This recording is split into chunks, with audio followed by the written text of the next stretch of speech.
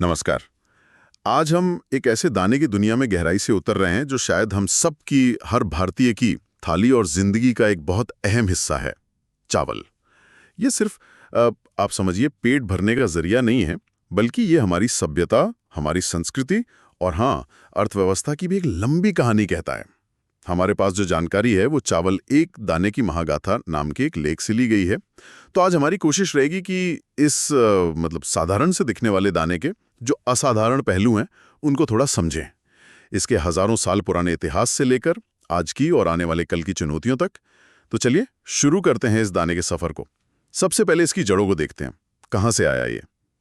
लेख में जिक्र है कि चावल की खेती लगभग 10,000 साल पहले चीन की यांगत्से नदी घाटी में शुरू हुई थी। हाँ, चीन में शुरुआत हुई। लेकिन भारत में भी इसका इतिहास कोई नया नहीं है, बहुत पुराना है। गंगा के मैदानों में करीब 7,000-6,000 ईसा पूर्व और सिंधु घाटी सभ्यता में भी इसके निशान मिले हैं। बिल्कुल। और वेदों में तो इसे शाली कहा गया है, मतलब सर्वोत्तम अन्न। कितना गहरा नाता है सोचिए। ये रिश्ता वाकई बहुत गहरा है। और ये सिर्फ इतिहास के पन्नों तक ही नहीं है ना। आप देखिए हमारी संस्कृति में चावल कैसे रचा बसा हुआ है। शादी ब्याह होते हैं, उसमें आशीर्वाद के लिए वो पवित्र चावल इस्तेमाल होते हैं। अक्षत। हाँ, अक्षत। या फिर श्राद्ध कर्म में देख लीजिए, पूर्वजों को पिंडदान दिया जाता है चावल का। और दक्षिण भारत में तो मंदिरों का प्रसाद हो या पोंगल जैसे बड़े त्योहार हों, सही कहा। चावल हर रस्म, हर खुशी का हिस्सा है। ये सिर्फ खाना नहीं है, ये एक तरह का संस्कार बन गया है। बिल्कुल। और लेख में एक पंक्ति है जो मुझे थोड़ी चौंकाने वाली लगी। एक प्लेट चावल छोड़ना मतलब एक गांव का पानी फेंकना है। ये बात हमें इसके दूसरे, शायद ज्यादा गंभीर पहलू पर ले आती है, हमारी अर्थव्यवस्था और किसान। देखिए, भारत दुनिया का दूसरा सबसे बड़ा चावल उत्पादक है। हाँ, और निर्यातक सबसे बड़ा। हाँ, निर्यातक सबसे बड़ा। तो अर्थव्यवस्था में तो इसका बड़ा योगदान है। पर सिक्के का दूसरा पहलू है किसानों की स्थिति। वो न्यूनतम समर्थन मूल्य यानी एमएसपी, उसकी कानूनी गारंटी को लेकर बहस तो लगातार चलती ही रहती है। हाँ, और ये सिर्फ एमएसपी की बात नहीं है, ये किसानों के एक अंतहीन संघर्ष की कहानी भी है।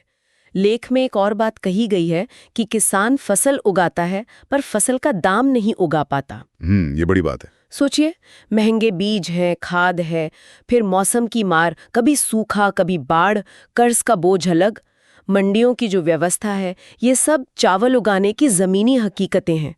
किसान की आय और स्थिरता ये हमेशा से एक बड़ी चुनौती रही है। अच्छा, अर्थव्यवस्था और किसान की बात तो हुई, लेकिन वो पानी वाली बात पर वापस आते हैं।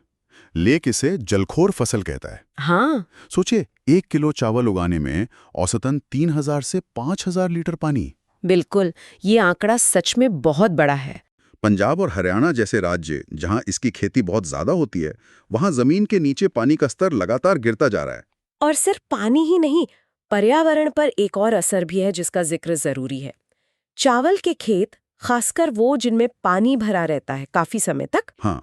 उनसे मीथेन गैस निकलती है। अच्छा। हाँ, ये गैस बैक्टीरिया की गतिविधि से बनती है और ये कार्बन डाइऑक्साइड के मुकाबले लगभग 25 गुना ज्यादा शक्तिशाली ग्रीन हाउस गैस है। ओहो, 25 गुना। हाँ, तो मतलब हमारी थाली का चावल अनजाने में ही सही जलवायु परिवर्तन में भी अपनी भूमिका निभा रहा है। लेकिन ऐसा भी नहीं है कि सिर्फ चुनौतियां ही चुनौतियां हैं। लेख में कुछ उम्मीद की किरणें भी दिखाई गई हैं, जैसे एक SRI तकनीक का जिक्र है, सिस्टम ऑफ राइस इंटेंसिफिकेशन। हाँ, SRI। इसमें शायद कुछ खास तरीकों से पौधे लगाते हैं जिससे पानी की भारी बचत होती है। जी बिल्कुल, पानी काफी बचता है उसमें। और साथ ही ऐसे बीज भी विकसित किए जा रहे हैं जो कम पानी में या बदलते मौसम में भी टिक सकें। और हाँ, एक और बात, बाजरा जैसे जो मोटे अनाज हैं उनको फिर से अपनाने की बात भी हो रही है। वो कम पानी में उगते हैं। सही कहा, मोटे अनाज एक अच्छा विकल्प हो सकते हैं। और हाँ, चावल की अपनी जो विविधता है उसे कैसे भूल सकते हैं। बासमती की खुशबू तो खैर दुनिया भर में मशहूर है, वो तो है ही। लेकिन बंगाल का वो छोटा दाना गोबिंदो भोग, या मणिपुर का काला चावल चाखाओ, महाराष्ट्र का आंबे मोहर, हाँ हाँ, सुना है। भारत में तो अनगिनत किस्में हैं। हर एक का अपना अलग स्वाद है, अपनी कहानी है। तो भविष्य शायद इसी संतुलन में है कि हम टिकाऊ खेती के तरीके अपनाएं, विज्ञान का सही इस्तेमाल करें और जो हमारा पारंपरिक ज्ञान है उसे भी सहेज कर रखें। तो कुल मिलाकर हमने देखा कि चावल महज एक अनाज नहीं है।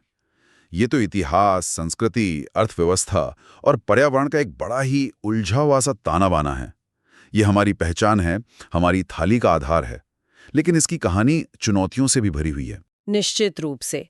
समझने वाली बात यह है कि चावल का मुद्दा हमारी थाली से शुरू होकर हमारी राष्ट्रीय नीतियों तक फैला हुआ है। इसके उत्पादन और खपत से जुड़ा हर फैसला, उसका असर करोड़ों जिंदगियों और हमारे पर्यावरण पर पड़ता है। आज की इस चर्चा के बाद एक सवाल मेरे मन में जरूर उठ रहा है, और शायद सुनने वालों के मन में भी उठे, कि हम चावल से जुड़ी अपनी गहरी सांस्कृतिक जड़ों और वो जो भावनात्मक लगाव है, उसे बनाए रखते हुए इसके बढ़ते हुए पर्यावरणीय बोझ को कैसे कम कर सकते हैं। ये एक अहम सवाल है। शायद इसी संतुलन को साधना, इसी बैलेंस को खोजना आने वाले कल की सबसे बड़ी चुनौती भी है, और शायद सबसे बड़ा अवसर।